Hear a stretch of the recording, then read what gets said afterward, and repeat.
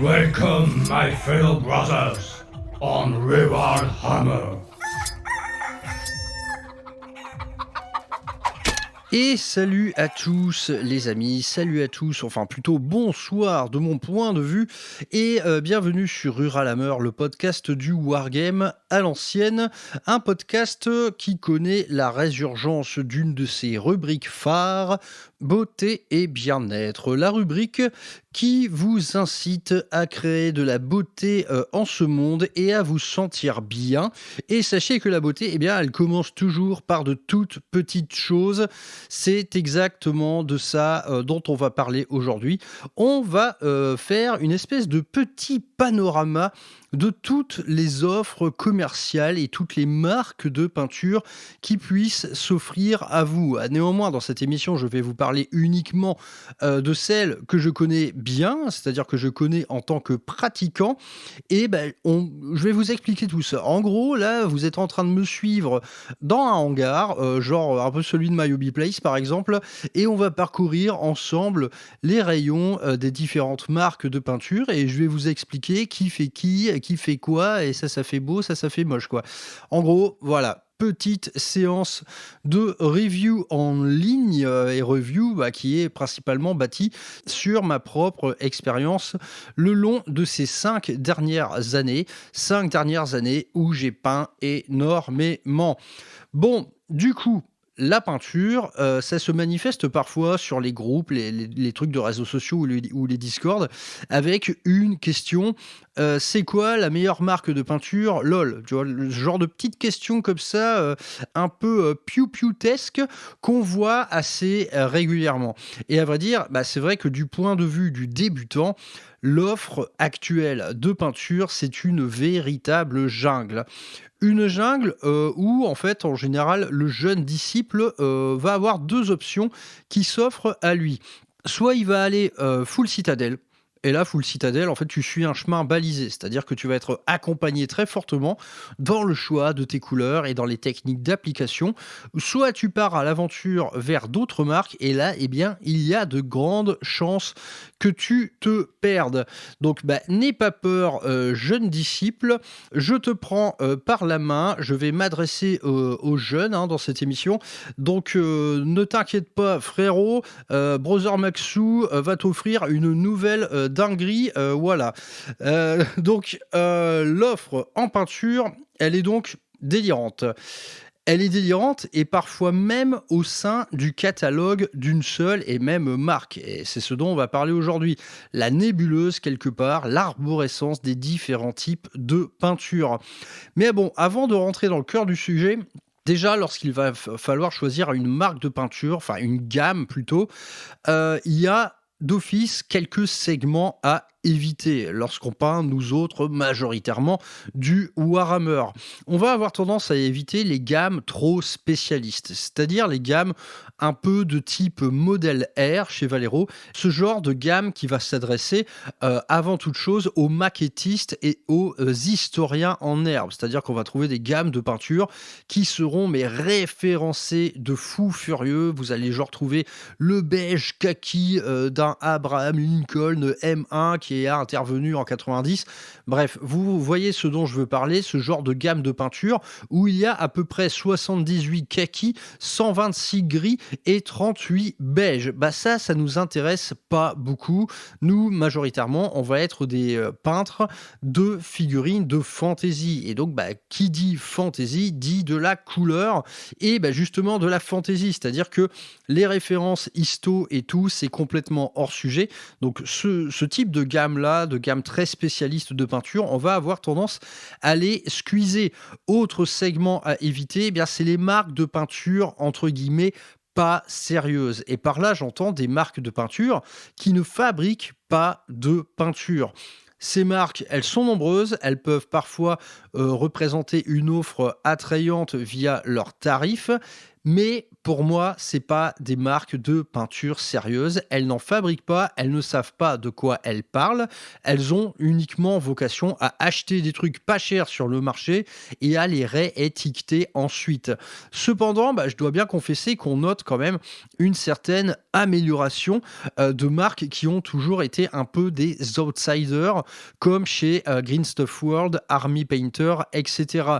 Ces marques, en vérité, elles progressent. Elles progressent dans la formulation, dans en fait leurs critères tout simplement d'exigence. Voilà, elles se mettent même à en fabriquer un peu, pas toutes naturellement, mais voilà, ces marques-là progressent tout en même temps que les autres. Donc ce qui était naze il y a 5 ans, et croyez-moi qu'il y a 5 ans, Army Painter, je n'ai rien essayé qui valait vraiment la peine d'être acheté, ces marques-là, elles progressent néanmoins. C'est-à-dire, elles vous offrent des nouvelles gammes plus qualitatives qui peuvent toujours représenter une offre attrayante. Mais pour moi, dans l'ADN profond, on n'est pas sur de la véritable marque de peinture. Et dans tout ça, il y a aussi d'innombrables nouveaux venus sur le marché. Il n'y a pas longtemps, en France, on a commencé à entendre parler de Monument Hobby, qui était présent au Ludiverse et qui a plutôt très bonne presse pour l'instant. Mais là encore, avoir très bonne presse pour une marque de peinture, ça veut dire quoi ? Ça veut dire en général que vous faites en fait des sponsors avec des gens et ces gens vont en dire du bien. Moi, voilà, si je devais faire une sponsor avec Green Stuff World, croyez-moi que je ne me priverais pas de vous expliquer à quel point c'est du caca. Mais bon, ils ne m'ont pas proposé, donc pour l'instant, restons-en là. Bref, il y a quelques segments et quelques gammes à éviter dans cette offre délirante en peinture. Par contre, les gammes à privilégier, ça va être les véritables fabricants de peinture, c'est-à-dire que eux mettent au point leurs propres produits, tout ce qui va être gamme typée fantasy, parce qu'on va vouloir de la couleur qui pète. Et allez, avant d'attaquer la suite, avant toute chose, dans toute cette émission, je vais vous dire finalement une seule et unique règle stricte, venant de ma part.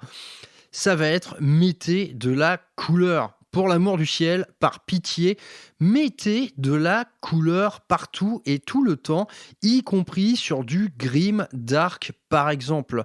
Le Grim Dark n'interdit certainement pas la couleur.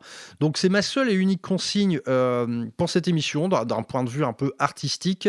Mettez de la couleur.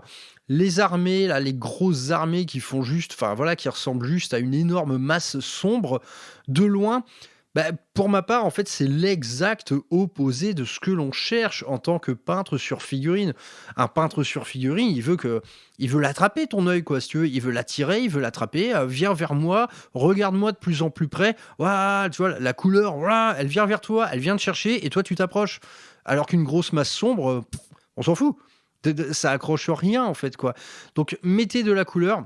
Peu importe les trucs et astuces pour en mettre, ça peut être une composante de votre schéma de couleur, ça peut être la mise en avant d'un type d'effet en particulier qui se retrouvera dans toute votre armée, mais mettez de la couleur, et y compris quand on peint des trucs super austères. Moi, si je devais peindre par exemple des Iron Hands, je trouverais largement le moyen de mettre de la couleur là-dedans. Ça peut être par exemple un socle bleu ciel ou blanc, ça peut être des effets d'armes hyper orangés, voire roses, pourquoi pas.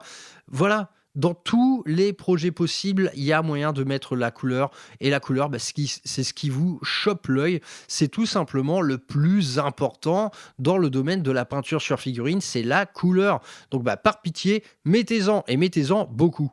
Et avant de commencer notre petite review en magasin, je vais vous offrir quand même un petit récapitulatif des différents types de produits et usages. Bon, avant de commencer à parler peinture, déjà, si vous commencez le hobby, là, premier achat, palette humide, poignée de peintre. Voilà. Ça, c'est vraiment le fondamental absolu, la palette humide. C'est sans équivalent, en fait, pour travailler dans le frais, pour travailler avec des produits frais. C'est très important, les produits frais. La palette humide, c'est indispensable. Vous en trouverez partout.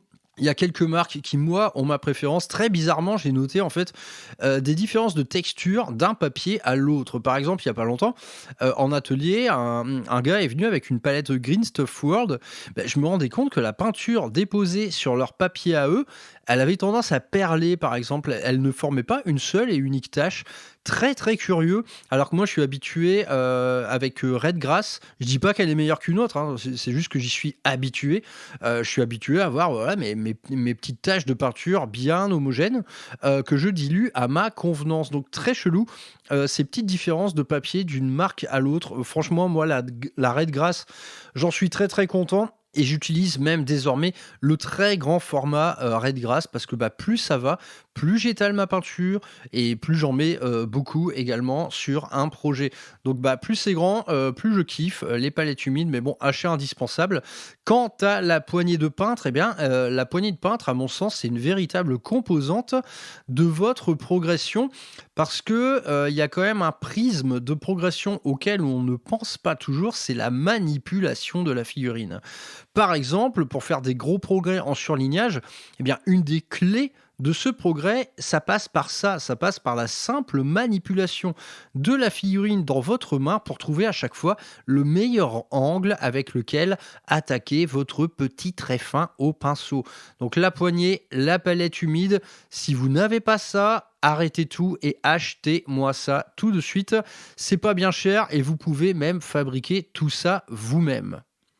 Parlons ensuite un petit peu des sous-couches. Donc, de ma part, il n'y aura jamais de débat sous-couche noire versus sous-couche blanche parce que j'utilise tout simplement les deux. Je sous-couche toutes mes figurines en noir et naturellement, je fais appel au pré-ombrage avec du blanc pur. J'utilise de l'encre pour ça, pour avoir le meilleur des deux mondes réunis. C'est que j'ai du noir pur dans les ombres et du blanc très vif dans les lumières. Donc, le débat, pour moi, ne s'y prête pas. Par contre, pour un débutant, jamais de la vie, moi, je ne vous conseillerais la sous-couche blanche parce qu'elle est tout simplement énormément plus exigeante en termes d'application. Demandez à un débutant de faire une couche de Mephiston Red bien propre sur une sous-couche blanche, vous allez voir que de la trace de pinceau, il va y en avoir, tout simplement parce que c'est tolérance zéro sur une sous-couche blanche. Tous les coups de pinceau vont se voir, tandis que la sous-couche noire a plus tendance à absorber la couleur. Et donc là, même un débutant, faire une couche bien propre de Mac Rage Blue sur une sous-couche noire, ça ne représentera aucune difficulté. Donc j'ai envie de dire, la sous-couche blanche, ok, mais il faut un peu monter en expérience parce que la sous-couche blanche demande tout simplement une application véritablement impeccable. Parlons maintenant des peintures que l'on nomme habituellement les bases. Peindre une base, c'est-à-dire un bel aplat de couleurs. Pour cet exercice, le plus important demeure la dilution. Une dilution qui doit vous donner en fait 2 couches fines de peinture diluées correctement. Le fameux too thin coats. Et si ces 2 fines couches ne suffisent pas, c'est que soit vous n'utilisez pas la bonne sous-couche, soit que votre dilution n'est pas au point. Avec cependant quelques exceptions via des produits plus exigeants, comme certaines teintes hyper vives ou certaines métalliques un peu difficiles à tartiner. Ça, c'est vraiment une règle d'or, quoi. C'est-à-dire que si votre base en 2 couches fines, ça le fait pas, c'est qu'il y a un problème quelque part, soit dans la sous-couche pas adaptée, soit dans la dilution. Donc forcez-vous en fait. Par exemple, j'imagine je commence à peindre un petit projet de Space Marine. Ma première épaule, je vais tester comme ça. Je vais faire ma petite crotte sur ma palette humide. Je vais tenter une petite dilution. Si je vois que mon épaule, ça le fait pas en 2 couches fines, faut soit rajouter de la matière, donc de la peinture, soit diluer et plus. Bref, il faut faire quelque chose. Mais ne commencez pas à peindre, par exemple, des escouades entières avec une dilution qui n'est pas au point. Si vous prenez le temps de l'optimiser, cette dilution, votre application d'une base, elle se fera beaucoup plus vite et vous n'aurez pas à faire 3 voire 4, 5 couches pour obtenir le résultat souhaité. Donc voilà, ça c'est vraiment le fondamental, peindre une base. Et lorsqu'on peint une base, on va essayer de l'appliquer dans une géométrie étudiée.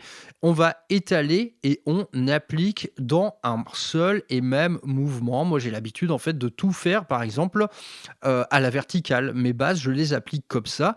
Un exercice en fait d'application régulier, bien dilué, va largement amoindrir les risques de traces de pinceau. Traces de pinceau qui apparaîtront encore plus facilement si votre peinture, à contrario, n'est pas assez diluée.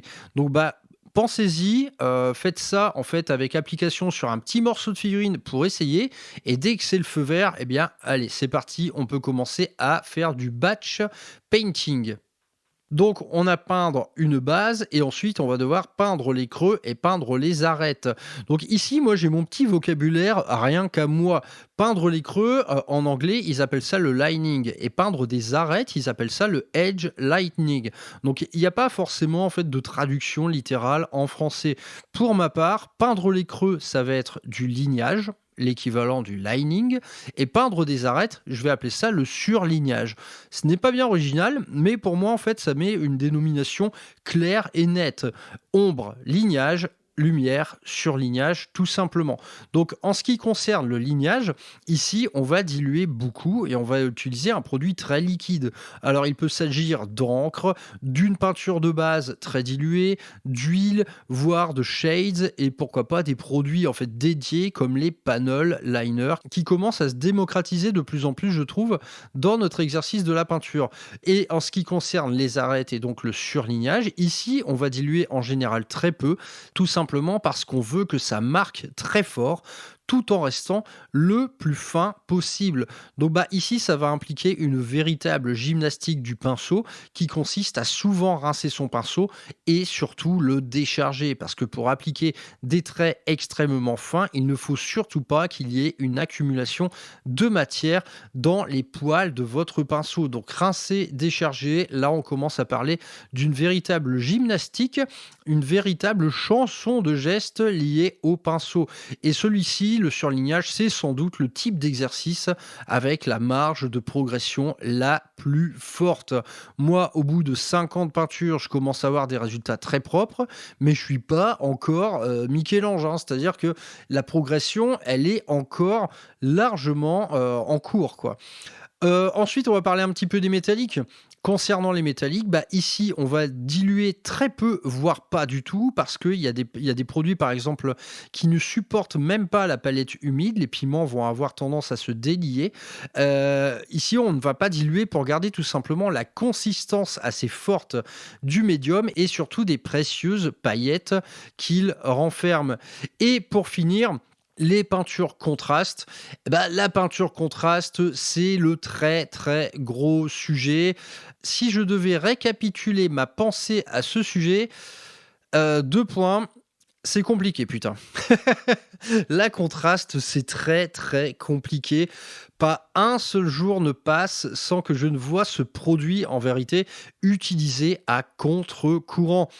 Il me semble vous en avoir déjà parlé, mais par exemple, un gars qui fait une armure noire. Il va sous-coucher sa figurine en noir. Il va faire ensuite un slap shop avec du brossage à sec blanc sur l'ensemble de la figurine. Et ensuite, il va appliquer par-dessus une contraste noire. Donc, résultat, c'est que tu te retrouves avec une armure noire dégueulasse et pleine de taches, alors qu'en fait, une armure noire, une base noire suffit. Ensuite, il t'aurait fallu de quelques petits surlignages en bleu, en gris, peu importe, pour avoir une belle vieille armure noire. Pourquoi, en fait, détourner l'usage de la peinture contraste pour faire ça? Ça n'a pas de sens. Donc là, je vous renvoie à l'émission à ce sujet, hein, l'émission de la rubrique beauté et bien-être qui vous parlait des peintures contrastes. Mais que c'est compliqué, hein, que c'est compliqué l'usage des peintures contrastes, souvent détournées, souvent fait à contre-courant. C'est dur, c'est dur. Tous les jours, je vois des erreurs liées à ça. Mais en fait, c'est difficile parce que l'éditeur lui-même n'est pas clair sur le sujet. Moi, la peinture contraste, pour moi, c'est avant tout de l'organique. Point. Et à vrai dire, je ne m'en sers pour absolument rien d'autre, sauf, petits trucs et astuces, comme par exemple faire un simple glacis pour faire un ajout de teinte, ajouter pareil, en fait, une teinte via l'aérographe avec une peinture contraste très diluée. Mais là, voilà, on est dans les petits tricks un peu artistiques, mais dans son usage fondamental, la peinture contraste sert soit à peindre quelque chose d'organique, et en organique, on a le choix, hein, dans la gamme Warhammer, que ce soit des tyrannides, des poxwalkers, des croûtes. Tout ça, ce sont des cibles idéales pour être peintes à la contraste. Et d'autre part, eh bien, n'importe quelle surface qui soit très accidentée. En vérité, si vous prenez une vieille armure de Space Marine du chaos, mais pleine de trous, pleine de complètement resculptée, là, ok, ça va le faire. Par contre, un grand plan tout lisse, jamais ça le fera. Cependant, il y a quand même des gars qui le font.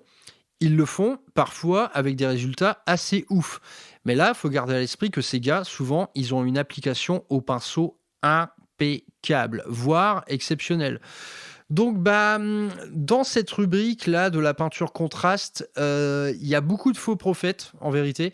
Des gars qui vous font croire à une peinture facile à la contraste, alors que ce sont des gens avec une expérience de zinzin. Donc, avec une application parfaite, la contraste, même sur un plan lisse, évidemment, ça fonctionnera. Mais l'application parfaite, il n'y a pas grand monde qui ne l'a, hein, ça.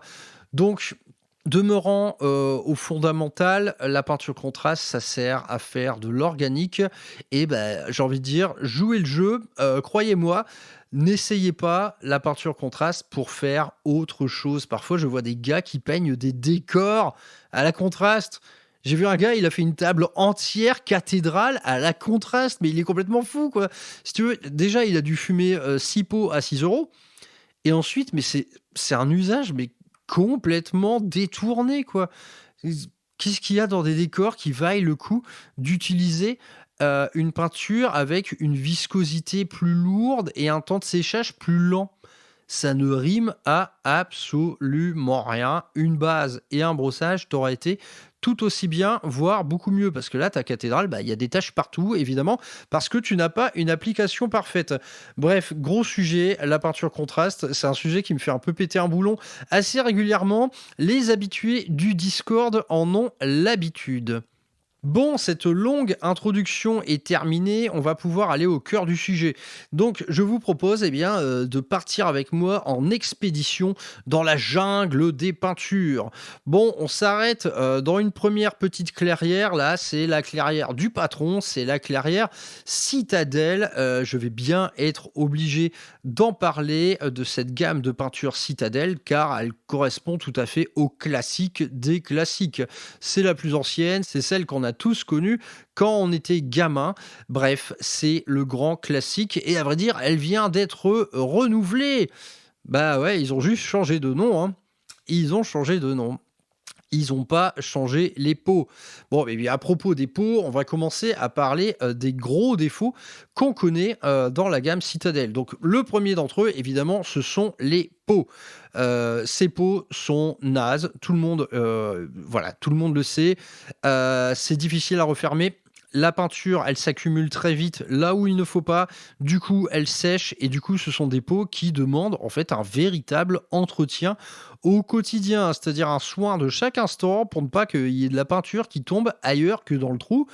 Bref, les pots Citadel, on connaît. Autre gros défaut, c'est naturellement le prix. C'est très cher, c'est plus cher que tout le monde. Voilà, ça coûte très cher. Autre défaut, il y a certaines gammes chez cette marque qui ont carrément disparu ou complètement pourries sur place. Je pense notamment à la gamme R, hein, et on était content, je pense, à l'époque de voir Citadel se frotter à la peinture pour aérographe, ou la gamme Dry, qui, elle, à mon sens, était toute pourrie. Donc, on ne sait pas pourquoi ces gammes particulières ont disparu. Est-ce que ce sont des échecs commerciaux ou est-ce que c'était plutôt des échecs techniques, hein, comme j'ai envie de... Ouais, pour moi, la peinture Dry, là, j'en ai eu 2 pots. C'était nul, en fait. Hein. C'était... pas inutilisable, mais à aucun moment ce produit n'avait le moindre intérêt. Tu prenais une base que tu déchargeais ton pinceau et tout, ça revenait au même, c'était même plus pratique en vérité. Bref, voilà pour les gros défauts de la gamme Citadel et maintenant la gamme Warhammer Colors, ça change tout. Bon, je vais lui trouver quand même un petit avantage à ce pot qui fait rager tout le monde. C'est qu'il dure longtemps, hein.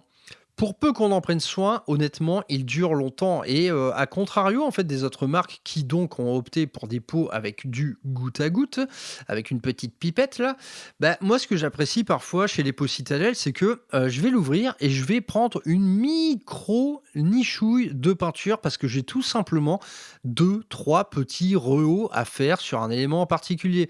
Donc je vais prendre un petit Wild Rider Red, je vais juste plonger la pointe de mon pinceau, je l'étale un peu sur ma palette humide, je fais mes trois petits traits terminés. Chez les autres marques, vous êtes condamné à utiliser une bonne grosse gougoute, peu importe l'usage. Et bah, moi, je remarque que dans le temps, bah, mes pots Citadel, ils durent longtemps, alors que chez les autres marques, j'ai tendance à vite les bouffer.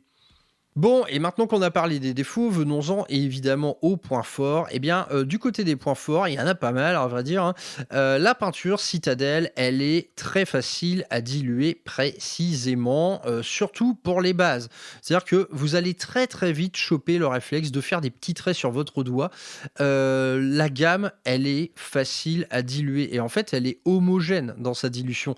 C'est-à-dire que toutes les bases vont se diluer exactement de la même manière.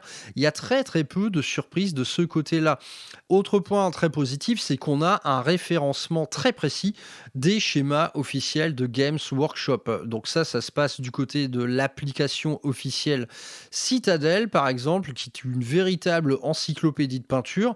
Donc on a une gamme très très bien référencée et également une arborescence très claire entre les différentes composantes de cette gamme, donc respectivement nommées base, layer, shade et contraste.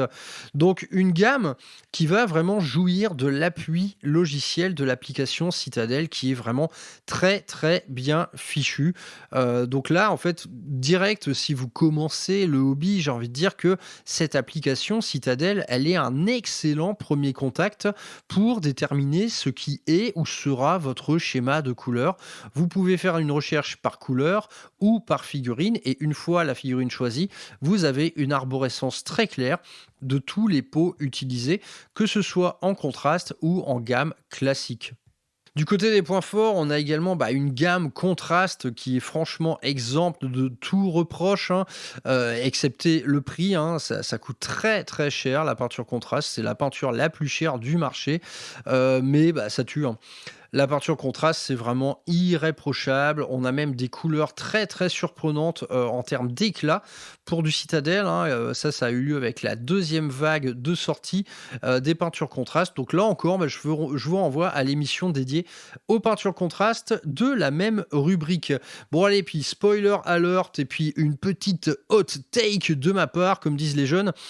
Les Citadel contraste, dans la globalité de la gamme, pour moi, honnêtement, elles sont toujours les meilleures peintures de type contraste.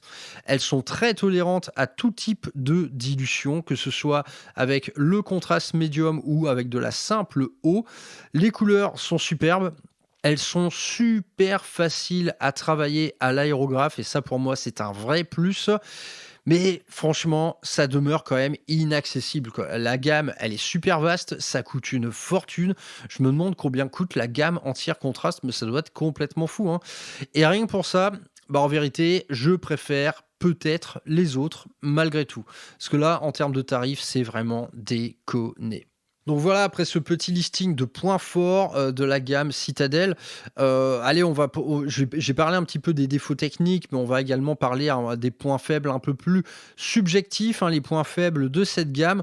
En vérité, il n'y en a pas des caisses. Par contre, il y a une tendance globale de toute la gamme à être quelque chose d'assez terne et même sur les couleurs vives.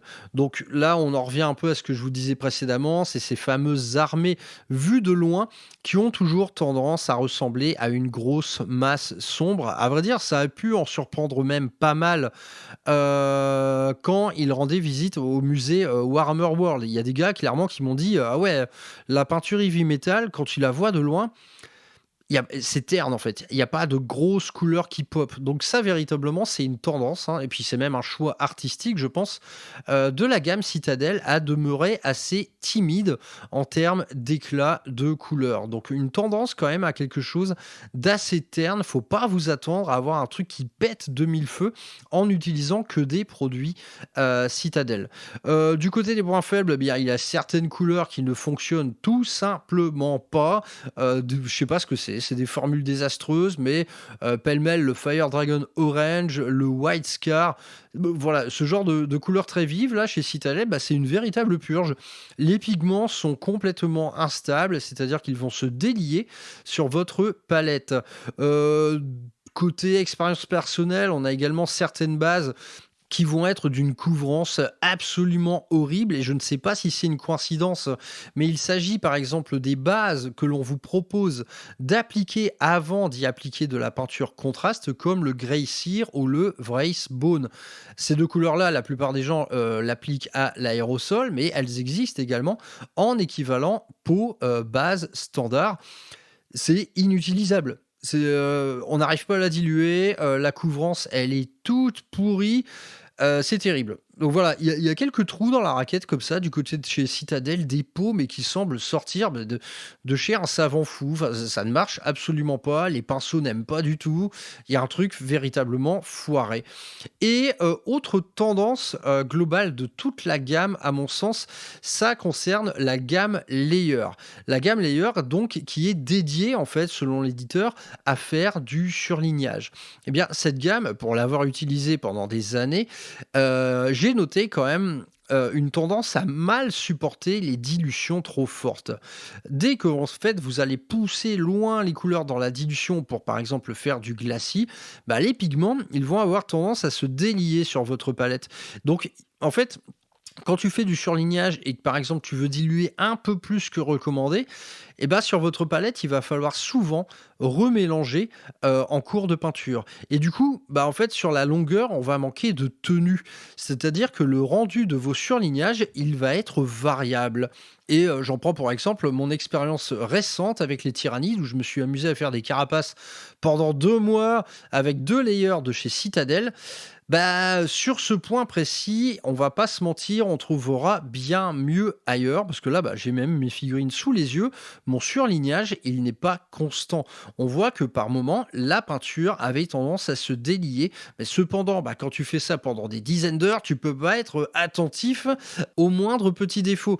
Donc, bah, surlignage chez Citadel, c'est pas leur fort, je trouve. Les layers, ce sont des bonnes couleurs, ce sont des bonnes peintures, elles ont une bonne tenue, mais elles tiennent pas bien la dilution du tout, à mon sens.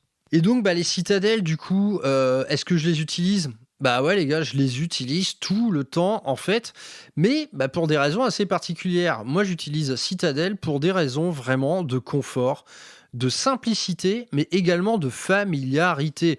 En gros, je vais utiliser du Citadel quand je ne veux pas la moindre surprise.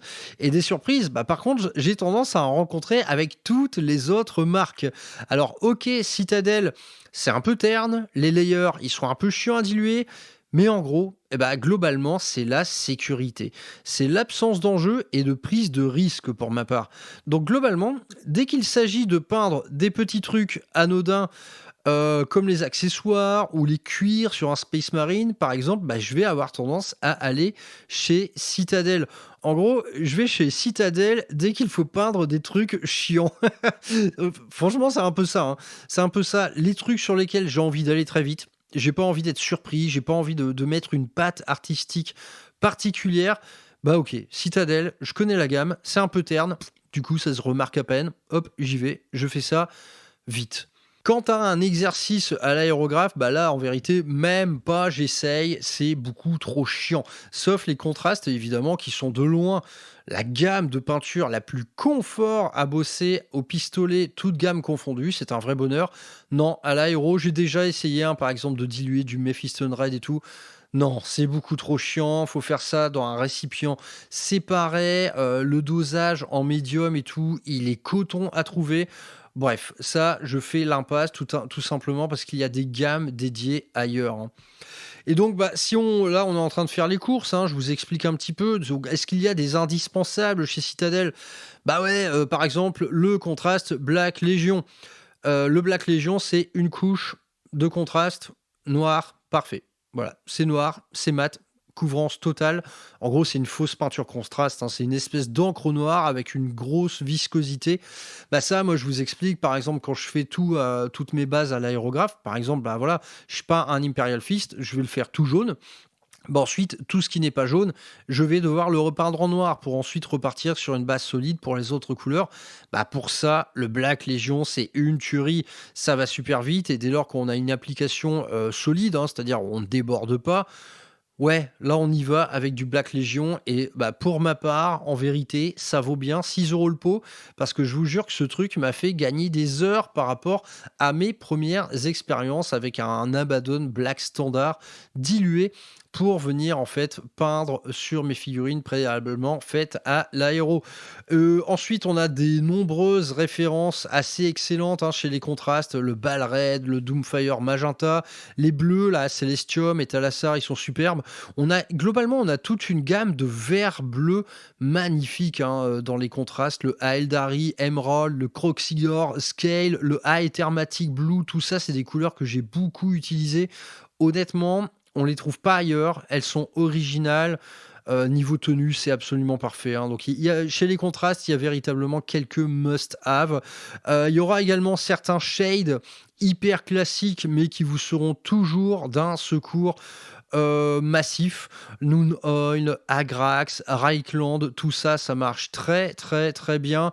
Idem, c'est un peu terne, c'est sans surprise, mais parfois on en a besoin de ça aussi. Mais bon, au final, dans la gamme Citadel, je ne vois pas vraiment un pot superstar dans tout ça. Le choix Citadel, globalement, ce sera toujours déterminé par un schéma de couleur qui vous plaît et que vous ne trouverez pas forcément ailleurs. Si je prends un exemple très concret de schéma officiel Citadel comme la Cabale du Cœur Noir, ou alors on peut même parler du vert Sons of Horus, du schéma du vaisseau monde Alétoc, etc. Là, en fait, on parle de schémas d'armée très particulières, avec des couleurs très particulières, où vous aurez bien du mal à trouver les équivalences chez les gammes concurrentes. Donc typiquement, quand il y a vraiment une faction comme ça qui vous plaît de ouf, comme la Cabale du Cœur Noir, ne réfléchissez pas, peignez Cabale du Cœur Noir officiel. Honnêtement, pour moi, c'est le meilleur moyen de ne pas être déçu. Donc, Citadel, c'est un peu ça, quoi. C'est une arborescence, c'est des schémas de couleurs officiels, c'est une gamme limpide, en fait, par rapport à son champ d'application. Les arguments de Citadel, c'est ça. Par contre, si vous voulez de l'originalité, si vous voulez de la couleur pétante, à mon sens, il va falloir aller voir ailleurs. Donc si votre projet c'est vert Salamanders, jaune Imperial Fist, rose Emperor Children, tout ça, en vérité, vous trouverez bien mieux ailleurs que chez Citadel. Mais donc, chez Citadel, voilà, c'est une gamme solide, sans surprise, une tendance un peu terne. Donc, on va l'utiliser, hein, évidemment. Par contre, on va éviter des trucs en son sein, comme les couleurs trop claires, parce qu'elles sont beaucoup plus tristes qu'ailleurs. Les métalliques, elles cassent pas des briques, on va pas se mentir, elles sont quand même tristes comme tout, comme le Retributor Gold. Celui-là, cette espèce d'or un peu bruni, je ne peux plus le voir. Il est moche, quoi. Il est terne, il ne brille pas, c'est pas terrible, quoi. Et plus globalement, pour un premier projet peinture, c'est là qu'en fait Citadel a une force véritable, quoi. Et d'ailleurs, pour un premier projet peinture, pour un premier contact peinture, je ne peux que vous recommander chaudement de rester chez Citadel pour ce premier projet. Tout simplement pour apprendre à peindre, hein. Apprendre les bases, les layers, les shades. Finalement, une fois que vous serez solide par rapport à ça, la découverte des autres gammes, elle ne s'en fera que mieux. Allez, on part du côté d'un autre mastodonte de la peinture. On va parler maintenant de Valero. Une référence vraiment absolue depuis longtemps.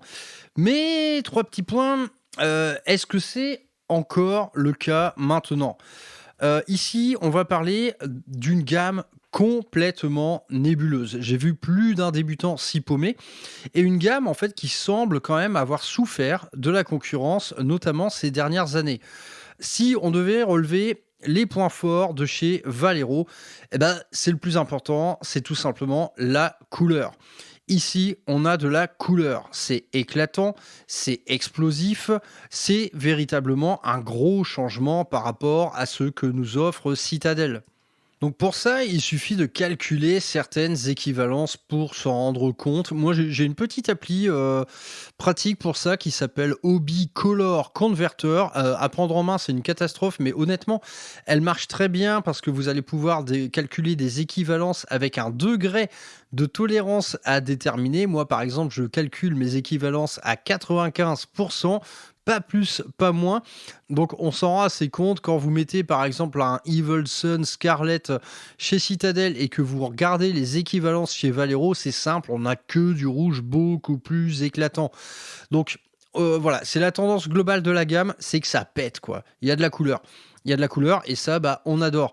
Donc, c'est assez infini en termes de possibilités de peinture fantasy. Et à ce titre, eh bien, désormais, il faudra accepter un certain manque de cohérence par rapport à la gamme Citadel, c'est-à-dire par rapport au schéma de couleur officiel de Warhammer. Si vous peignez, par exemple, de l'ultramarine, du salamander ou du Blue Angel, chez Citadel, bah avec Valero, vous allez devoir faire le choix d'une couleur bien plus pétante et à mon sens également bien plus belle. Donc on va abandonner un peu ce côté terne et on va également immanquablement s'éloigner un petit peu du schéma officiel tel qu'on le voit dans les White Dwarf ou sur les boîtes. Des couleurs donc éclatantes qui vont également être mises à l'honneur dans l'équivalent de la gamme Contrast qui s'appelle la gamme Express. Et une gamme Express, eh bien, qui va véritablement être truffée de véritables références. Attention cependant, ici le médium commence à changer. La gamme Contrast, globalement, elle est très liquide. Ici, et à vrai dire partout ailleurs, ça va être beaucoup plus pâteux. Cependant, donc en application au début ça fait bizarre, c'est plus pâteux, c'est plus lent à couler, mais gros avantage, ça va faire également beaucoup moins de tâches. Donc c'est à la fois moins agréable à appliquer, mais également plus facile à contrôler. On va avoir tendance à contrôler plus facilement les endroits où se cumule le surplus de matière, et bien pour le vider un peu, par exemple avec un pinceau sec. Ça n'empêche pas que l'application doit être impeccable, hein, comme avec la contraste d'ailleurs. Ouais, j'ai oublié d'y faire référence, mais quand vous peignez avec ça, avec de la contraste ou une gamme assimilée, il ne faut pas que le moindre endroit de votre figurine ne passe pas sous votre pinceau. C'est-à-dire que l'intégralité de la surface à traiter doit effectivement être brossée par votre pinceau. Parce que on est sur des matières qui coulent toutes seules. Donc parfois, on va avoir tendance à brocher, mais un peu de manière fainéante, parce qu'on voit que ça s'applique un peu tout seul partout. Bah non, ça c'est une erreur en vérité, parce que c'est pas parce qu'elle coule partout, cette peinture, que les pigments vont se déposer partout pour autant. La seule manière de bien déposer votre pigment sur une surface, c'est de la brosser, cette surface. Donc la consigne, enfin moi en tout cas, c'est ce que je fais. Quand je peins à la contraste, je peins assez lentement. Je m'assure que la moindre particule de surface visible de ma figue passe sous mon pinceau. Parce que si ça passe pas bien, eh bien parfois l'accumulation de matière va former une petite bulle. Une petite bulle qui va potentiellement jumper une petite partie de la figurine. Et là encore, ça vous fait des petits trous de matière, des petites taches, etc. Donc brossez bien vos figurines lorsque vous appliquez ces produits-là. Donc chez Valero, c'est plus pâteux. C'est plus pâteux, c'est un petit coup à prendre. Au début, ça surprend, mais honnêtement, on s'y fait très très vite. Cependant, cette peinture Express, elle va également briller beaucoup plus que la contraste Citadel, notamment sur les endroits où justement il y a une petite accumulation de matière. Donc typiquement, bien dans les creux, c'est pas impossible que ça brille assez fort. C'est assez variable d'une couleur à l'autre. Bon, ici, pas de panique, un petit voile de vernis mat, par exemple à l'aéro, et c'en est réglé quoi. Donc pas de stress pour autant. Mais en tout cas, un petit set de base chez Valero Express, ça c'est disponible pas cher sur des sites espagnols. Je je devrais pouvoir vous balancer le lien. Je dois l'avoir en stock. Un petit set de base de cette gamme-là, honnêtement, c'est une véritable petite boîte à outils. Je m'en sers pour ma part énormément. Et à vrai dire, en projet récent, l'intégralité des couches de base de ma Death Guard s'est faite via ces couleurs-là. Parce que là aussi, à appliquer à l'aéro, c'est tout à fait cool. C'est moins confort que de la contraste parce que c'est un peu plus pâteux, donc c'est plus soumis au bouchage, de la buse, etc. Mais honnêtement, ça reste quand même du caviar. Et autre produit chez Valero, assez incontournable, ça va être les métalliques et les encres. Ici, c'est simple, vous ne pouvez pas vous gourer. Les métalliques chez Valero, ils sont tous super. Ils sont assez peu surprenants en fait dans la teinte, c'est que du gros classique. Cependant, là aussi, ça va jusqu'à des couleurs assez éclatantes. Et j'en prends par exemple le Metal Color Chrome, qui est un indispensable absolu. Alors, à vrai dire, le gun métal est aussi un indispensable pour ma part. Mais le chrome, là, pas. Si vous voulez un argent qui déchire tout, c'est là qu'il faut aller. C'est un argent quasiment blanc. Donc, toutes les métalliques chez Valero, elles déboîtent, hein, surtout la gamme Metal Color. C'est des plus gros pots. C'est plus cher, ça faut surtout pas les mettre sur une palette humide parce que les pigments ne tiennent pas. Il faut faire ça sur palette sèche, mais honnêtement, c'est une gamme incroyable. C'est tout simplement parmi les meilleurs métalliques dispo sur les marchés. Et le constat est à peu près pareil du côté des encres, qui ne sont absolument pas surprenantes, hein, mais qui sont irréprochables, avec là aussi un sacré choix de couleurs. Attention cependant, elles ont tendance à briller plus fort qu'ailleurs, du moins ça c'est mon expérience, j'ai noté quand même une brillance assez accrue. En tout cas, encre comme métallique, vous pouvez pas vous gourer. Chez Valero, c'est tout simplement premium. Et si on en vient un petit peu aux points faibles, les points faibles, ils viennent un peu du côté nébuleux de la gamme. Parce qu'on a une véritable complexité en termes de compatibilité aéro et pinceau. C'est-à-dire que contrairement à d'autres gammes où on vous vend des peintures à tout faire, que ce soit aéro ou pinceau, chez Valero, chaque outil a sa série de peintures dédiées et la gamme, elle est énorme. Donc ça, potentiellement, c'est un gros problème pour le porte-monnaie. Ça va être très très difficile, par exemple, de faire du pinceau avec la gamme Game Air, qui est dédiée à l'aéro. Cette gamme, elle est tout simplement beaucoup trop liquide pour pouvoir être utilisée au pinceau. Faire du surlignage avec ça, c'est mort, ça ne marchera pas. A contrario, la gamme Game Color, donc la gamme pinceau cette fois, elle peut être facilement utilisable à l'aéro dès qu'on trouve le bon point de dilution. Mais là, on sent que c'est pas optimal non plus. Donc c'est-à-dire que sur certains projets, admettons, voilà, je peins Thousand Sons, j'ai une recette de blanc-bleu. En fait, c'est pas exclu qu'on doive acheter à la fois la gamme Game Air et les équivalents en Game Color pour avoir en fait une couverture totale de tous nos besoins. Quand on fait des couleurs à l'aéro, ok, c'est chouette, ça va vite et tout, mais on n'est jamais épargné en fait par les petites reprises ça et là du même schéma, mais cette fois qu'on va faire au pinceau. Donc ici, la gamme, elle est très très chiante pour ce genre de projet-là. Parce qu'on doit acheter 2 pots de la même couleur, c'est juste que ces pots, ils ne sont pas faits pour le même outil. Donc ça, c'est quand même un gros défaut et pas des moindres, hein. Et on a des retours parfois assez négatifs concernant la dernière génération de gamme Game Color.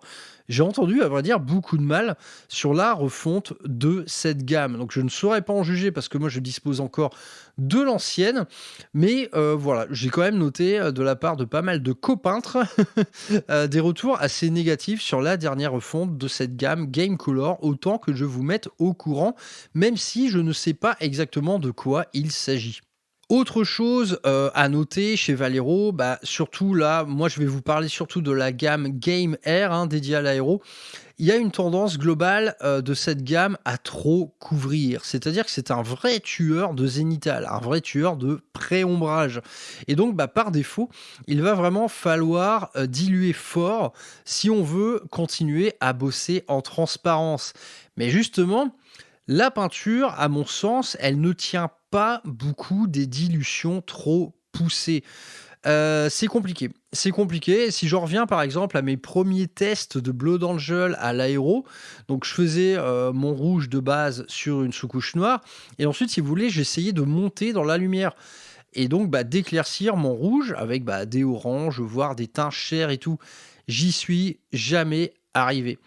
Tout simplement, ça couvre trop par défaut, donc on essaye de diluer et là, en fait, ça ne couvre plus. Tu vois, il y a un truc où je suis jamais arrivé à avoir le bon point de dilution pour avoir un beau rouge dégradé. Donc, en fait, j'ai pris le parti pris de bosser de manière inversée. C'est que désormais, je peins mes Blue Angel avec la teinte la plus claire et ensuite, je vais aller creuser dans l'ombre. Mais chez Valero, il y a cette tendance-là, c'est qu'on va avoir du mal à éclaircir des couleurs vives, tout simplement parce que la peinture a une couvrance qui n'est pas réellement faite pour ça. Donc voilà, ça c'est un truc que j'ai noté, c'est quand même des grosses difficultés à bosser dans la lumière. Et à chaque fois que je suis parti d'un ton vif, quoi, à chaque fois que je suis parti d'une couleur très claire, j'ai eu le même souci. Donc c'est véritablement quelque chose qui est lié à la gamme. C'est qu'il va falloir plutôt partir de votre teinte la plus claire pour aller travailler dans l'ombre que de partir dans l'ombre pour ensuite aller monter dans les lumières. Honnêtement, c'est très difficile d'un côté et c'est plutôt simple de l'autre. Donc là encore, c'est une habitude à prendre, mais ça ne correspondra pas à tous les peindres et ça ne correspondra pas non plus à tous les schémas de couleurs. Donc ici, une seule règle, évidemment, la figurine test. Donc tant et si bien que moi, les années défilant, cette Game Air, je m'en sers de moins en moins. Et pour ma part, c'est devenu ma gamme de peinture de décor. Parce que ça couvre un max. Et quand on fait du décor, on s'en fout, on fait pas vraiment de zénithal. C'est super, super mat. Et donc, à mon sens, c'est tout simplement idéal pour un travail pas trop en finesse. Mais il y a bel et bien un rendu Valero dans les couleurs, où on voit que l'application, elle se fait pas vraiment en transparence. Et moi, c'est vrai que j'ai tendance à deviner les peintures Valero dès lors qu'on me fasse voir des figurines. On me fait voir des figurines, maintenant je commence à avoir le niveau nécessaire pour dire si c'est du Citadel, du Valero ou du AK. Bon, le Citadel, je le grille direct en général, mais je commence à avoir cette petite expérience-là qui me fait quand même assez plaisir. Mais en tout cas, il y a véritablement un rendu Valero, c'est-à-dire que c'est des couleurs qu'on va pas forcément trouver ailleurs. Il y a cette espèce de couvrance assez extrême qui est visible en fait à l'œil. Voilà, il y a un truc en plus chez Valero, et moi c'est une gamme que j'aime quand même beaucoup parce qu'elle est simple à prendre en main. Pour ma part, les années défilant, elle est devenue à peu près autant sans surprise que chez Citadel. Et dans le lot, il y a quand même au fil des ans, moi des références qui me sont apparues et que j'utilise comme un petit fou, quelques indispensables. Du côté de la gamme Express, par exemple, vous allez trouver un Orc Flèche qui est à mon sens la plus belle contraste orc qui existe. Si je prends l'équivalent chez AK, c'est une catastrophe. On en reparlera sans doute plus tard, mais Orc Flèche chez Valero Express, c'est la plus belle peau orc. Voilà. Si vous faites même des excentricités, par exemple, vous peignez votre peau en bleu, un bleu ultramarine sur votre peau d'orque, vous faites un préombrage au blanc, vous passez l'orque flèche par-dessus, c'est tout simplement merveilleux, c'est pile poil entre le vert et le jaune, c'est plein de nuances, c'est superbe, mais chez Express, il y en a plein des peaux qui tuent, les violets sont incroyables, le Cardinal Purple ou le Deep Purple, ils sont superbes, le Imperial Yellow, c'est la meilleure couleur que j'ai trouvée pour faire mes Imperial Fist, et à vrai dire, j'ai fait des fig tests pour ça, le Black Lotus, c'est un noir un peu bleu, un peu façon contraste Black Templar, mais en plus beau, en plus finot, en plus satiné. Vous avez aussi un Caribbean turquoise qui est magnifique. Bon, bref, chez Valero Express, honnêtement, la gamme, elle est très cool, quoi. Ensuite, les Metal Color dont j'ai précédemment parlé, c'est vraiment inattaquable, c'est un vrai plaisir à l'aéro. Idem pour les encres, excellente, même si ça brille un petit peu trop. On a pas mal, cette fois, de pépites également dans une autre gamme, la gamme dont j'ai parlé en intro de cette émission, la gamme Model Colors, c'est-à-dire la gamme dédiée plutôt aux maquettistes. Ici, vous allez trouver des trucs très spécialisés, mais des vraies petites pépites de couleurs, surtout en termes de gris-bleu. Par exemple, le fameux Dark Sea Blue, que tout le monde sur cette planète utilise pour éclaircir du noir. C'est tout simplement la meilleure couleur pour éclaircir du noir, toute gamme et toute marque confondues, hein. Un autre indispensable, c'est le chrome. Celui-là, franchement, achetez-le, tout le monde en a besoin. Et prometteuse, c'est la dernière gamme à être sortie, la gamme Metal Colors, mais cette fois qui va être découpée en 4 pots via des petits coffrets thématiques. Ça a l'air très bien. J'en ai utilisé 2. J'ai un petit coffret violet, un petit coffret turquoise, un peu façon Alpha Légion. Honnêtement, c'est très chouette, hein. On a une base super pour l'aéro, une base super au pinceau. Bah ouais, encore une fois, 2 pots pour une même couleur. On a le petit shade et les shades, en fait, ils sont d'une qualité vraiment excellente. J'ai l'impression que niveau formulation, ça ressemble beaucoup à la gamme Express, hein. On sent que c'est plus pâteux. Bref, et puis vous avez une petite couleur highlight également pour faire les surlignages ou quelques points de lumière à l'aéro. Cette gamme-là, elle a l'air cool. Voilà, j'ai juste pas eu le temps de la tester plus en profondeur, mais il y a de fortes chances que du côté de mon Alpha Légion, ce soit mis à contribution. Allez, on continue dans la jungle et cette fois, on va s'attarder sur sans doute ce qui est la gamme qui aura le plus fait parler d'elle. Ces dernières années, je vais parler de AK Interactive. Donc là, on parle d'une gamme qui aura complètement dégénéré ces derniers temps, devenue véritablement tentaculaire. Cependant, la nomenclature, c'est-à-dire l'arborescence des différentes gammes, elle demeure plus claire toujours que chez Valero, qui sont vraiment une catastrophe à ce niveau-là. Et donc chez AK, on a principalement une appellation générale qui est la gamme Third Gen. Donc c'est la 3e génération de peinture AK Interactive. Donc tout est regroupé dans la même gamme. Il n'y a pas de différence aéro-pinceau. C'est tout simplement des pots de peinture que vous utiliserez comme bon vous semble. Mais en vérité, cette gamme Third Gen, elle est assez vicieuse parce qu'on a plusieurs gammes dans la gamme. On a les pastel colors, on a les clear colors, on a les métalliques qui sont inclus. Bref, il y a quand même moyen de se paumer et sur le site fabricant, les choses ne sont pas si claires que ça. Mais néanmoins, on a quand même beaucoup moins de mal à naviguer dans la gamme que chez les collègues de Valero, quoi. Bon, parlons un peu des points forts de AK Interactive et honnêtement, il y en a. La première d'entre elles, c'est tout simplement la Third Gen. La Third Gen, ce qui caractérise vraiment cette gamme de peinture, pour moi, c'est sa tolérance extrême à la dilution et en fait le maintien de ces caractéristiques de la peinture, quel que soit le degré de cette dilution. Ça, c'est des trucs, donc je vous en ai parlé chez Citadel, par exemple, avec des layers qui supportent mal les dilutions un peu extrêmes pour faire du glacis. Chez Valero, idem, ça se passe pas très très bien. On arrive à des trucs bizarres, plus on dilue, moins la peinture se tient bien, plus la couvrance est un peu aux fraises. Ici, chez AK, vous allez pouvoir diluer de manière vraiment extrême, mais tout en gardant une tenue parfaite. Et ça, en fait, ça se voit sur la palette humide. Quel que soit le degré de dilution choisi, ça va toujours rester très couvrant, très mat. Et donc, parfois, il va falloir diluer vraiment beaucoup, beaucoup, beaucoup pour faire du glacis. Parce que ces caractéristiques de peinture très couvrantes et très mates, ils tiennent véritablement, même à des degrés de dilution importants. Donc, le résultat de ça, c'est que ça tient merveilleusement bien, mais par contre, ça prend de la place sur la palette humide, hein. Parfois, moi, pour une seule couleur, je vais faire une bande de 10 cm. Et donc, ça va être quelque part mon espèce de nuancier à dilution, c'est-à-dire que je vais tirer les pigments sur une belle longueur, tout simplement pour partir de la couleur brute jusqu'à son degré le plus dilué. Donc ça, pour moi, ça a été une redécouverte, hein, quand j'ai bossé sur AK. Au début, tu galères, tu es là, putain, c'est épais de fou et tout, parce que ouais, évidemment, avec des caractéristiques pareilles, on est sans doute sur un médium très épais, c'est plus visqueux, par exemple, que les bases de chez Citadel ou de chez Valero. Mais c'est agréable, quoi. C'est agréable et dès lors qu'on a pris le coup, on n'hésite plus en fait à diluer beaucoup. Et bon, si vous écoutez régulièrement des conseils de peintres pros, les peintres pros n'ont que ce mot-là à la bouche, quoi. C'est-à-dire diluer vos peintures, diluer vos peintures. C'est la dilution, c'est une des clés du progrès, quoi. Clairement, plus on dilue, plus on est fin, plus on va devoir avoir une application soignée.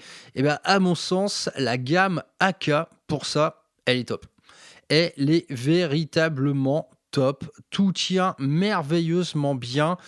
C'est vraiment cool, quoi. On peut pousser véritablement la dilution jusqu'à pouvoir bosser à des degrés de transparence qu'on va avoir du mal à atteindre sur les autres gammes. Et que ce soit à l'aéro ou au pinceau. Pour du travail, du coup, qui va être globalement beaucoup plus fin. Donc, parmi les petits défauts, ouais, ça prend une place folle sur la palette, hein, j'en consomme beaucoup plus qu'avant, et puis c'est tout. Et c'est une des raisons pour laquelle j'apprécie désormais ma palette très grand format, la grande palette bleue de chez Redgrass. Honnêtement, je m'en sers en intégralité. En tout cas, c'est appréciable parce que ça accompagne en général vos progrès. Cependant, c'est à mon sens peut-être pas le meilleur choix pour débuter parce que cette dilution, faut quand même prendre la main, quoi. Et moi, à mes débuts, lorsque j'ai découvert la gamme, il y a maintenant à peu près 1 an, j'ai maintes fois foiré ma dilution avant de l'appliquer directement sur la figurine, hein.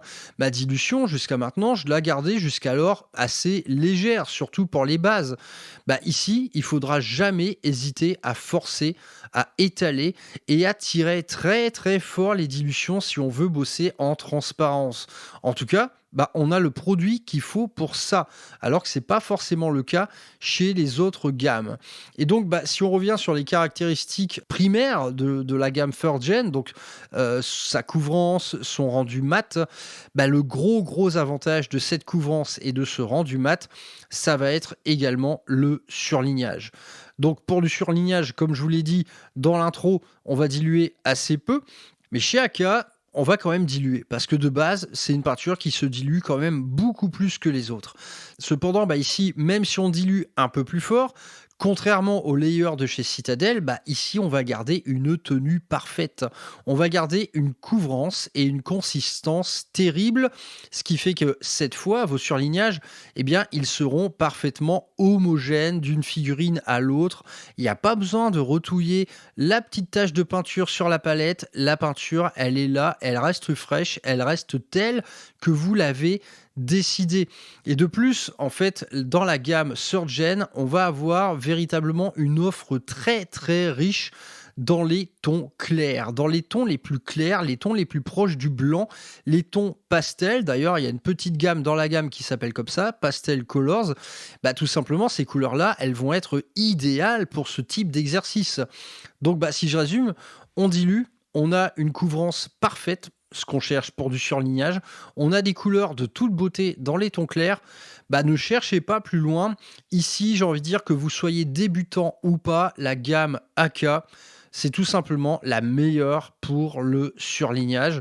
Et j'ai envie de dire, comme vu précédemment, sa bonne tenue dans les dilutions extrêmes, elle est peut-être sans doute également la meilleure pour l'exercice du glacis. Autrement dit, elle est sans doute la meilleure, mais pour des exercices auxquels les débutants ne se frottent pas encore.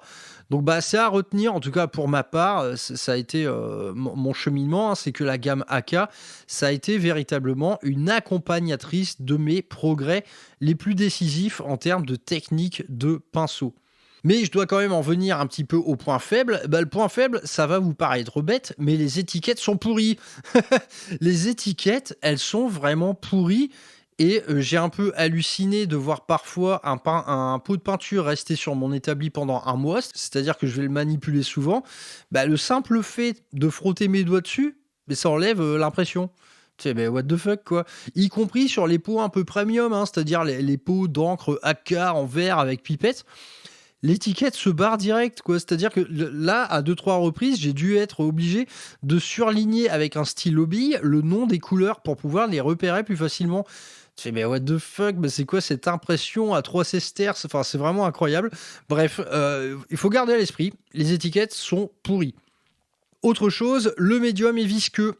Ça dans toute la gamme, hein. Donc ça peut surprendre, mais en vérité c'est juste une habitude. C'est que ces pots, il va falloir les touiller véritablement très très fort.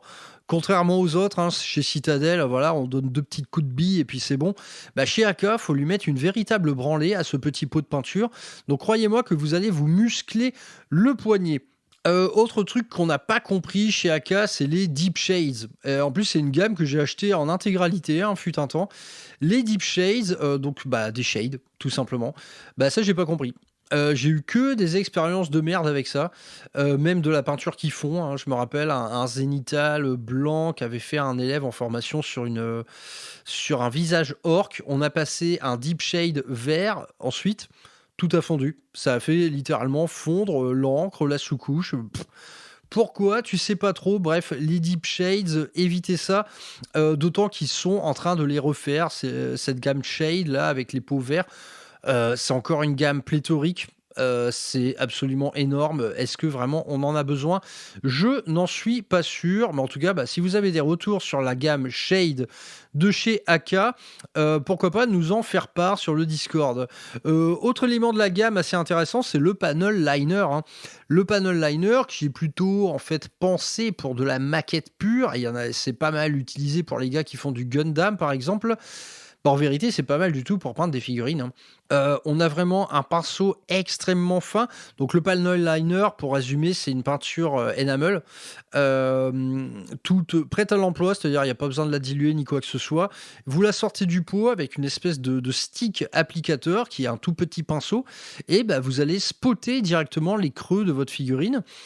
Et bah, en fait, vu sa consistance et son degré de dilution, bah, cette encre, hein, c'est une simili encre, elle va se déposer toute seule dans les creux, elle va remonter le long des creux, un peu, à l'image d'une peinture à l'huile, telle qu'on l'applique sur une figurine qui aurait été vernie au vernis brillant. Donc ça, bah, je suis en train d'essayer, et ça me plaît pas mal et je pense que mon projet Eldar, il va en profiter. Simplifier au maximum ce que j'appelle le lignage. Et quels sont les indispensables du côté de la gamme AK? Honnêtement, du côté de la gamme 3rd Gen, il y a vraiment énormément de couleurs dont moi je ne pourrais plus me passer, comme le off-white, hein, ça paraît con, mais c'est un blanc, presque blanc pur. Il n'est pas tout à fait blanc, mais il est quand même blanc. Le ivory, le wine red, qui est un rouge, mais magnifique, hein, comme son nom l'indique, ça ressemble à du vin. Toute la gamme, dans la gamme qui s'appelle Deep Colors. Alors ça, c'est une tuerie. C'est les couleurs primaires, c'est-à-dire les trucs les plus basiques du monde. Alors, il y a quand même, ils ont rajouté 2-3 trucs comme du vert, par exemple. C'est pas que de la primaire, mais c'est Deep Colors. Waouh, elles sont mais énormes, vraiment. C'est les plus beaux rouges, bleus et jaunes que je connaisse. La couvrance, elle est folle. Le rendu, il est incroyable. Enfin, genre là, peindre des ultramarines, mais allez-y avec ce bleu-là, hein. Vraiment, c'est du bleu qui pète de fou, quoi. Au pinceau, c'est un vrai, vrai plaisir à travailler avec cette gamme Deep Colors. Vraiment, vraiment excellent. Et en plus, bah, ça incite un peu à faire des mélanges, ces couleurs-là, quoi, parce que voilà, parfois on a, ouais, dans mon verre, je le verrais bien un petit peu plus bleu. Bah, tu rajoutes une petite gamme de Deep Colors de chez AK bleu. Crois-moi, mon gars, ton vert, ça va devenir un vrai vert bleu, hein. Vraiment, ces pots, ils sont mortels, hein. Les pastels aussi, moi, je les utilise comme un petit fou, quasiment sur toutes mes figues, en vérité. Par exemple, ma Death Guard. Donc, les couches de base ont été faites à la Valero Express et tous mes surlignages ont été faits avec les pastels de chez AK. Donc, qu'ils soient vert, bleu, jaune, rose, orange, peu importe. Il y en a toutes les couleurs. Ces pots, pour moi, c'est devenu également des indispensables. J'ai pas tout testé encore. J'ai toujours pas testé les métalliques de chez AK, mais ça devrait pas traîner. Et bah, évidemment, depuis, on a eu la gamme QuickGen. Bah, gamme que j'ai en intégralité. Il y a à peu près, ouais, ça fait un peu plus de 70 pots. Bah, la gamme QuickGen, ça fait maintenant 6 mois que je m'en sers comme un petit fou et c'est absolument pas décevant. C'est une gamme terriblement séduisante et bah, j'ai envie de dire, comme dans la gamme 3rd Gen, elle est d'autant plus séduisante quand on s'attaque à ces tons clairs. Son médium, il est beaucoup plus épais qu'ailleurs. Il est même plus épais encore que chez la Valero Express. Donc là encore, ça peut surprendre, mais on retrouve un peu les mêmes avantages. C'est que ça va permettre un écoulement plus long, un contrôle plus facile et ça va limiter très significativement le risque de faire des taches. Et dans cette gamme QuickGen, on retrouve eh bien, les gros avantages de la 3rd Gen. Ça va être également une très forte tolérance à la dilution. On va pouvoir aller très loin avec le médium dédié qui est fourni avec. Et ça tient même, j'ai envie de dire, avec de l'eau. Cependant, voilà, par acquis de conscience, j'utilise quand même le médium. Et potentiellement, là encore, cette gamme QuickGen, elle peut encaisser des degrés de dilution jusqu'à aller vers des glacis très très très fins, quoi. Les pigments, ils ne vont jamais se délier. Et caractéristique première de cette QuickGen, et au début, on peut penser que c'est un peu gadget, mais au final, ça devient un vrai outil dès lors qu'on trouve son schéma de couleur, enfin dès lors qu'on cherche son schéma de couleur plutôt, c'est le degré de couvrance qui vous est indiqué sur la bouteille, suivant 3 degrés.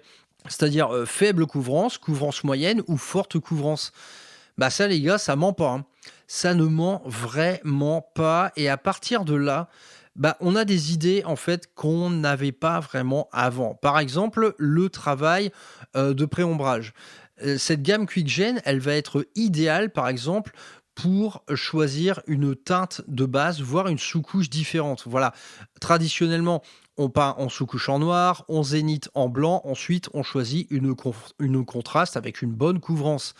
Ici, et donc c'est une réflexion que j'ai eue plusieurs fois, c'est que si je travaille avec des QuickGen à faible couvrance, je peux très bien choisir en amont de mettre une sous-couche de couleur que je vais zéniter différemment, mais toujours avec de l'encre blanche. Et pour mes tyrannides, ça a été fait. Par exemple, j'ai mis une couche de base en violet, je l'ai zénité en blanc et j'ai choisi une QuickGen qui est de toute beauté, qui s'appelle Light Earth, qui est de couvrance minime. À travers ça, mon violet, il pète à mort, mon blanc pur, il pète à mort, et il reste même dans les hautes lumières du blanc pur. C'est tout simplement génial. Et ça ne ment pas sur la marchandise. J'ai testé la quasi-intégralité de la gamme. À vrai dire, les formations de peinture au Rural Hammer Studio, elles m'aident pas mal à tester des nouvelles couleurs. Ça, c'est plutôt cool. Mais il n'y a jamais d'erreur sur la marchandise. C'est qu'on va pouvoir travailler avec confiance parce que la couvrance, elle nous est indiquée. Et donc, naturellement, les fortes couvrances, vous allez pouvoir les diluer pour en faire un truc plus subtil. Et du coup, c'est trop bien, en fait. Ça vous rajoute une palette complètement folle, vraiment complètement folle. Et tout ceci encaisse très bien également le travail de dégradé dans le frais. Voilà, moi, il y a pas longtemps, j'ai fait plein de couches de base avec une QuickGen de couvrance petite.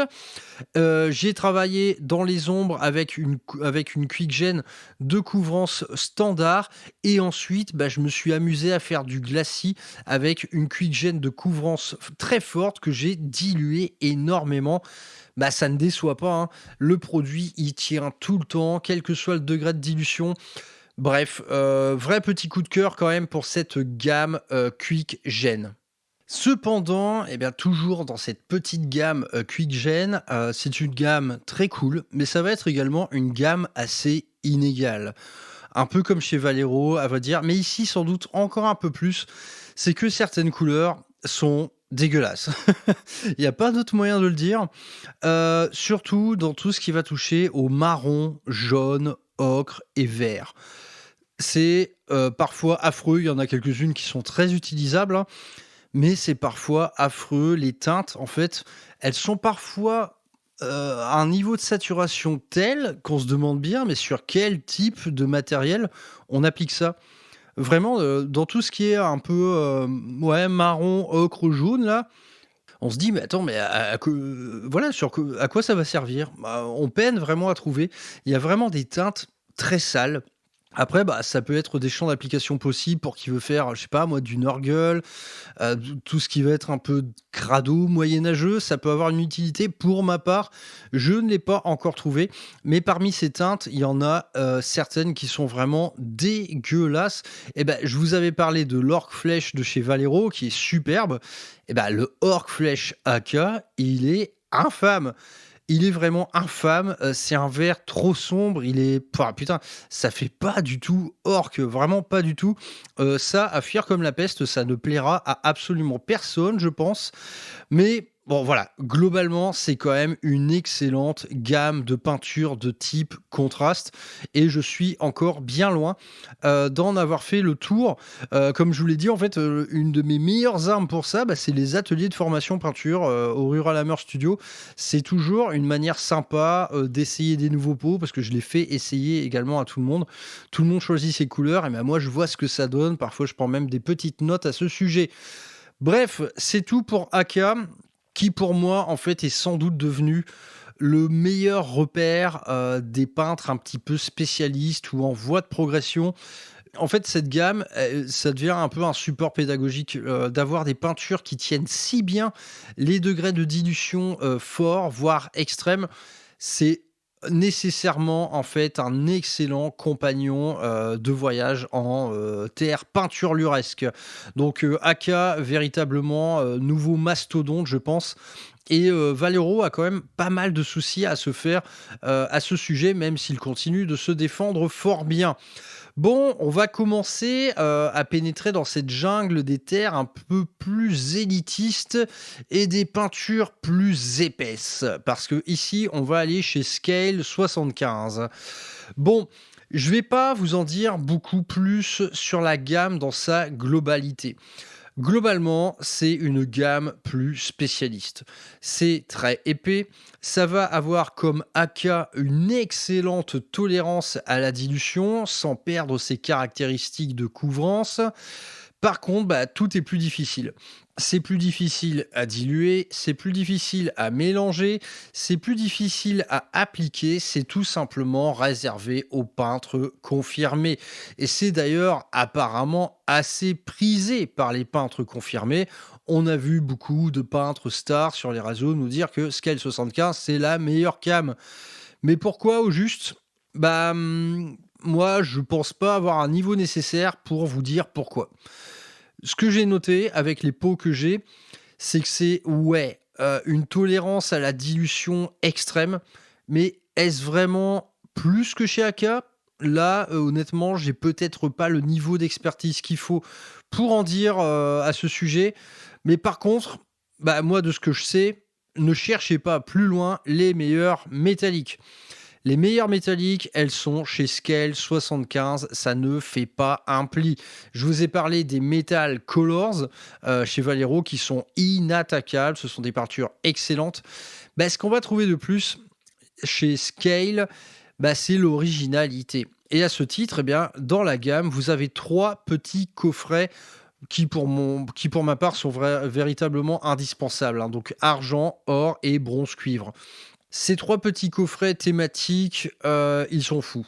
Ils sont fous. Donc comme je vous l'ai dit, c'est très épais et très couvrant. Donc déjà, on est sur des métalliques où une seule couche va suffire.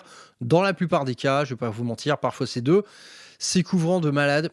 Et bah, les couleurs, là, c'est original. C'est original de fou, quoi. Ne serait-ce que le coffret or, mais vous avez de l'or rose, de l'or vert, de l'or bleu, de l'or patiné, différents types de brillance. C'est génial. C'est génial. Le Dwarven Gold, par exemple, dont je me serve massivement, hein, qui est l'or le plus jaune qui ait jamais existé. Le Citrine Alchemy, qui a un or quasi argent, qui est idéal en fait pour éclaircir n'importe quel type d'or. On trouve le Necro Gold là qui est tout glauque, le Viking Gold qui est tout radieux. Enfin, les couleurs sont mortelles et ça dans toutes les gammes, hein. Je pourrais en dire autant des bronzes, des cuivres et des argents, c'est vraiment magnifique. Et côté application, c'est un bonheur. On ne dilue pas. On y va direct, pas de palette humide. Attention au pinceau cependant, parce que c'est de la peinture très épaisse, donc elle abîme les poils naturels. Moi, avec ça, j'y vais à coup de synthétique. C'est trop bien. Donc si mon champ d'expertise dans cette gamme se réduit un peu à ça, aux peintures métalliques, parce que je n'ai pas assez d'expérience avec les pots de la gamme standard, je dois avoir une petite vingtaine de pots de la gamme standard. J'avais acheté un petit coffret pour faire des visages féminins que je n'ai pas encore véritablement mis en œuvre, hein. Ça, c'était prévu pour le projet Eldar d'ailleurs. Donc, je pourrais vous en dire plus dans les années et mois à venir concernant la gamme Scale dans sa globalité. Pour l'instant, mon expérience demeure cantonnée à l'usage des métaux et franchement, je les utilise tous. Vraiment, là, c'est le rare cas de gamme de peinture. Vous savez, moi, j'achète beaucoup de peinture, du coup. Et en fait, c'est très rare que je me serve de tous les pots disponibles, hein, pour Valero. Mais laisse tomber, j'ai dû caresser 50% de ma Game Air, hein, pas plus. AK, je n'en parle même pas, parce que j'ai un coffret avec 200 couleurs, c'est n'importe quoi. Bref, je suis encore loin d'avoir fait le tour. Là, chez Scale, les métaux, je les utilise tous. Ils ont tous une utilité. Ils sont tous originaux. Ils vont tous vous donner des idées. Donc, véritablement, là, ces 3 petits coffrets à 20 balles, ça peut vous durer une vie.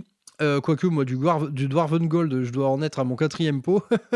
Mais vraiment, c'est un banger, frère, dinguerie. On a à peu près fait le tour, hein. Du moins, pour ma part, j'ai à peu près fait le tour des gammes de peinture que je connais, que j'ai en ma possession, que je travaille quasiment quotidiennement. Donc, si on doit répondre à la question de nos chers amis débutants Piu Piu sur les réseaux sociaux, en gros, quelle est la peinture? C'est quoi la meilleure peinture? Quelle peinture j'utilise? En conclusion, évidemment qu'il n'y a pas de meilleure peinture qu'une autre. La meilleure peinture, c'est celle que vous connaissez bien, celle à laquelle vous êtes à l'aise, et c'est tout. C'est à peu près tout. Si je devais faire un parallèle avec une de mes autres passions, qui est le son par exemple, quand tu patauges dans le milieu du son, une des questions les plus répandues, c'est un peu du même ordre que c'est quoi la meilleure peinture? C'est quoi la meilleure paire d'enceintes pour écouter de la musique par exemple, ou alors pour faire du mixage audio, ce genre de truc. La conclusion est la même. Toutes les enceintes sont différentes. Par exemple, chez Cabas, vous aurez un son plus feutré, plus médium. Chez Genelec, vous aurez un son très analytique, très aigu. Chez Focal, vous aurez un son un peu rentre-dedans, mais très, très médium aussi. En gros, chaque paire d'enceintes a son petit truc et chaque marque a son petit truc. Donc, du coup, s'il y en a une meilleure qu'une autre, c'est complètement subjectif. Si on se repose en fait sur des critères d'analyse objectifs, par exemple sur des enceintes de monitoring qui nous permettent de mixer du contenu audio, là on peut en fait faire une espèce de hiérarchie sur qui est la plus fidèle par rapport à ce qu'on va entendre à la télé, au cinéma, en gros que votre mix soit transportable sur tout type de support. Mais là on est dans l'art les mecs, là on parle des bonhommes. On parle des bonhommes, donc si vous voulez, des critères tels que la courbe de réponse en fréquence, on s'en fout un peu. Ici, on est 100% dans du critère subjectif. Même si techniquement, il y a des peintures qui marchent mieux que d'autres. Par exemple, chez Citadel, on a des peintures qui techniquement sont ratées parce qu'elles ne marchent pas. Elles ne couvrent pas, elles ne se diluent pas, c'est de la merde. Chez AK, on a des quick-gen qui techniquement semblent un peu foirés aussi. Et donc, par exemple, à contrario, chez Valero, on va avoir une Metal Color qui a une technique irréprochable en termes de couvrance et tout. Donc, il y a quand même en fait des critères d'analyse objectifs. Ça va concerner la couvrance, sur la manière dont vont se délier ou pas les pigments sur votre palette, etc. Mais globalement, ma réponse concernant les peintures, c'est la même que concernant les paires d'enceintes. C'est sur quelle enceinte prends-tu du plaisir? Est-ce que tu aimes le son? Est-ce que tu demandes au son qu'il soit joli? Ou est-ce que tu veux un son tout froid? Est-ce que tu veux un son chaud? Là, c'est pareil, hein, les gars. C'est pareil. Donc, il n'y a pas de meilleure marque de peinture qu'une autre. Il n'y a pas de meilleur pot qu'un autre. Même si il y a des critères objectifs qui nous permettent quand même d'établir une certaine hiérarchie. Mais en gros, tout va dépendre de vous, de votre pinceau, parce que ces peintures, c'est vous qui les répandez avec votre petit doigt et votre petit pinceau. Donc, restez tout d'abord avec une peinture que vous connaissez bien, que vous maîtrisez bien, avec laquelle vous prenez du plaisir, avec laquelle vous êtes à l'aise. Ça, c'est le fondamental. C'est le premier parc de peinture que vous devez avoir, c'est celui-ci. Et après, on part à l'aventure. Et donc, là, rien ne vous empêche d'aller découvrir une autre marque comme AK. AK, qui répond à des critères objectifs de qualité et de technique, comme j'ai pu vous l'expliquer. Donc, là, en fait, vous êtes certain d'avoir un bon compagnon pour progresser. Et progresser en peinture, ça veut dire quoi généralement? Ça veut dire pousser plus loin sa dilution et bosser sa technique de pinceau. Aka, par exemple, est un excellent compagnon pour aller vers voilà, des nouvelles cimes, artistiques pour peindre des Space Marines en V11. Bref, c'était mon petit panorama des marques de peinture. Donc je suis désolé si c'était un peu touffu, parce que je suis un peu parti à droite à gauche, hein, c'est difficile de faire autrement. Franchement, si j'avais été dans un hangar où vous m'aviez suivi en train de faire la revue de tous les étalages de marques de peinture, ça n'aurait pas été différent. Mais en tout cas, gardez à l'esprit que il n'y a pas de meilleure peinture qu'une autre, c'est vous le peintre, donc c'est vous qui allez décider quelle est la meilleure qu'une autre. Je suis désolé si dans cette émission j'ai émis des avis qui vous semblent un peu grotesques, hein, parce qu'à mon avis, il y a des peintres qui vont avoir un avis complètement opposé au mien. Néanmoins, ici, je vous ai décrit ma propre expérience, ce que j'en ai retenu et ce que, à mon tour, je peux essayer de vous transmettre. Bon, n'oubliez pas non plus que cette rubrique beauté et bien-être, à vrai dire, toutes les techniques de pinceau ont été à peu près abordées, hein. Dans cette rubrique, vous avez eu des émissions sur les vernis, sur les peintures fluo, sur les encres, sur la peinture contraste, sur la technique de pinceau citadelle, etc.